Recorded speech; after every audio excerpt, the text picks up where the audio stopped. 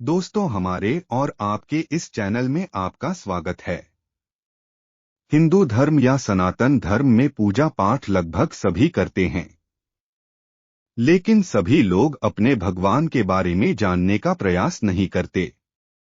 इसीलिए हम इस वीडियो में शिव कौन है, शिवलिंग क्या है, शंकर एवं महादेव कौन है, शिव का रूप अर्धनारीश्वर क्यों है, ऐसे सभी शिव से संबंधित कहानी जानने का प्रयास करेंगे। इससे पहले कि आगे बढ़े, कृपया करके चैनल को सब्सक्राइब कर लीजिए ताकि ऐसे कहानियों से रूबरू हो सके। शिव संस्कृत भाषा का शब्द है जिसका अर्थ है कल्याणकारी या शुभकारी। यजुर्वेद में शिव को शांतिदाता बताया गया है।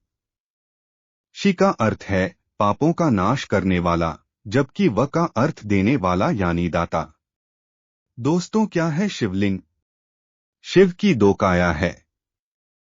एक वह जो स्थूल रूप से व्यक्त किया जाए, दूसरी वह जो सूक्ष्म रूपी अव्यक्त लिंग के रूप में जानी जाती है।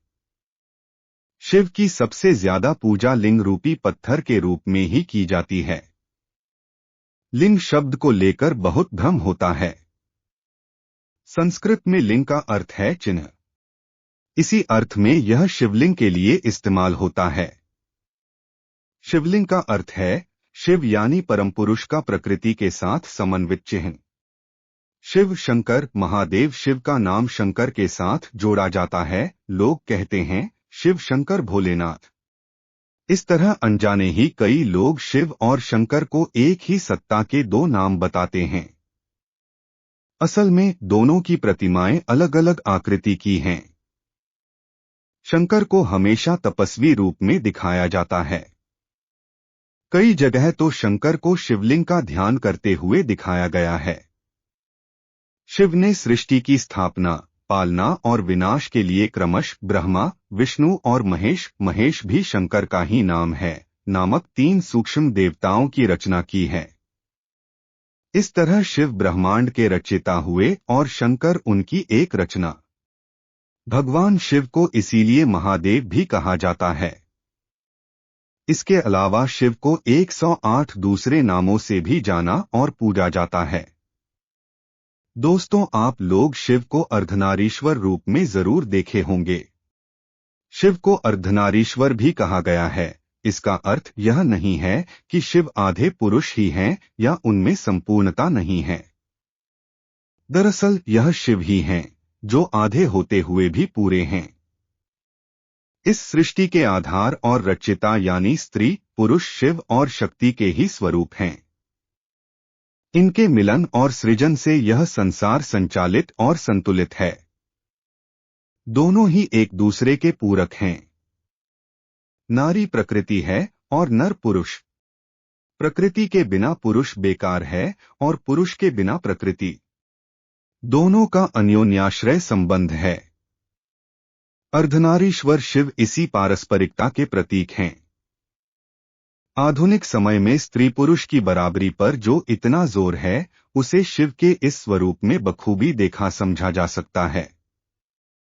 यह बताता है कि शिव जब शक्ति युक्त होते हैं तभी समर्थ होते हैं। शक्ति के अभाव में शिव शिव न होकर शव रह जाते हैं। शिव नीलकंठ क्यों? अमृत पाने की इच्छा से जब देवदानव बड़े जोश और वेग से मंथन कर रहे थे, तभी समुद्र से कालकूट नामक भयंकर विष निकला। उस विष की अग्नि से 10 दिशाएं जलने लगीं। समस्त प्राणियों में हाहाकार मच गया। देवताओं और दैत्यों सहित ऋषि, मुनि, मनुष्य, गंधर्व और यक्ष आदि उस विष की गर्मी से जलने लगे। देवताओं की प्रार्थना पर भगवान शिव विषपान के लिए तैयार हो गए। उन्होंने भयंकर विष को हथेलियों में भरा और भगवान विष्णु का स्मरण कर उसे पी गए। भगवान विष्णु अपने भक्तों के संकट हर लेते हैं। उन्होंने उस विष को शिवजी के कंठ गले में ही रोककर उसका प्रभाव खत्म कर दिया। विष के कारण भगवान शिव का कंठ नीला पड़ गया और वे संसार में नीलकंठ के नाम से प्रसिद्ध हुए। भोले बाबा संबंधित शिव पुराण में एक शिकारी की कथा है। एक बार उसे जंगल में देर हो गई। तब उसने एक बेल वृक्ष पर रात बिताने का निश्चय किया। जगे रहने के लिए उसने एक तरकीब सोची। वह सारी रात एक एक पत्ता तोड़कर नीचे फेंकता रहा। कथानुसार बेल के पत्ते शिव को बहुत प्रिय हैं। बेल वृक्ष के ठीक नीचे एक शिवलिंग था। शिवलिंग पर प्रिय पत्तों का अर्पण होते देख शिव प्रसन्न हो उठे, जबकि शिकारी को अपने शुभ काम का एहसास न था। उन्होंने शिकारी को दर्शन देकर उसकी मनोकामना पूरी होने का वरदान दिया। कथा से यह साफ है कि शिव कितनी आसानी से प्रसन्न हो जाते हैं। इसीलिए उन्हें भोले बाबा कहते हैं। शिव महिमा की ऐसी कथाओं और बखानों से पुराण भरे पड़े हैं। भगवान शिव का रूपस्वरूप जितना विचित्र है, उतना ही आकर्षक भी। शिव जो धारण करते हैं, उनके भी बड़े व्यापक अर्थ हैं। शिव की जटाएं अंतरिक्ष का प्रतीक हैं। चंद्र धारण का अर्थ है चंद्रमा मन का प्रतीक है। शिव का मन चांद की तरह भोला, निर्मल, उज्ज्वल और जागृत है। शिव की 3 आंखें हैं, इसीलिए इन्हें त्रिलोचन भी कहते हैं। शिव की ये आंखें सत्व, रज, तम 3 गुणों, भूत, वर्तमान, भविष्य 3 कालों, स्वर्ग, मृत्यु, पाताल तीनों लोकों का प्रतीक हैं। सर्प जैसा हिंसक जीव शिव के अधीन है। सर्प तमोगुणी व संहारक जीव है, जिसे शिव ने अपने वश में कर रखा है। शिव के हाथ में एक मारक शस्त्र है। त्रिशूल भौतिक, दैविक और आध्यात्मिक इन तीनों तापों को नष्ट करता है। शिव के एक हाथ में डमरू है, जिसे वह तांडव नृत्य करते समय बजाते हैं। डमरू का नाद ही ब्रह्मा रूप है। शिव के गले में मुंडमाला है, जो इस बात का प्रतीक है कि शिव ने मृत्यु को वश में किया हुआ है। शिव ने शरीर पर व्याघ्र चर्म यानी बाघ की खाल पहनी हुई है। व्याघ्र हिंसा और अहंकार का प्रतीक माना जाता है। इसका अर्थ है कि शिव ने हिंसा और अहंकार का दमन कर उसे अपने नीचे दबा लिया है। शिव के शरीर पर भस्म लगी होती है। शिवलिंग का अभिषेक भी भस्म से किया जाता है। भस्म का लेप बताता है कि यह संसार नश्वर है। शिव का वाहन वृषभ यानी बैल है। वह हमेशा शिव के साथ रहता है। वृषभ धर्म का प्रतीक है। महादेव इस 4 पैर वाले जानवर की सवारी करते हैं, जो बताता है कि धर्म, अर्थ, काम और मोक्ष उनकी कृपा से ही मिलते हैं। इस तरह शिव स्वरूप हमें बताता है कि उनका रूप विराट और अनंत है।